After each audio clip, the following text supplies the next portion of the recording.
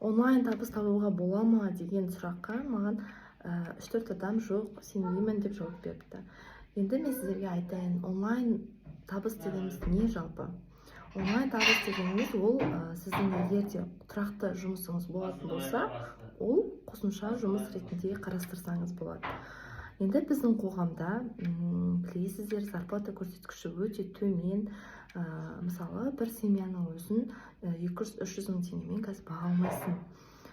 Жоқ дегенде қосымша табыспен тағы да 200-300 мың теңге қосымша табыс табу керек. Вот, осы онлайн табыс арқылы менің жеткізгім келгені, сіздер үйде отырып та, не только үйде, кез келген жерде ноутбуктеріңіз болса болды, табыс таба бересіздер. Ол мен тек қана айтып отырғаны менің ғана салам емес. Онлайн табыс деген мен тауып отқан, который ИП, декрет, арес, жаңа графикке қою салалары емес. Одан да бөлек онлайн жұмыспен айналысатын жұмыстар да бар.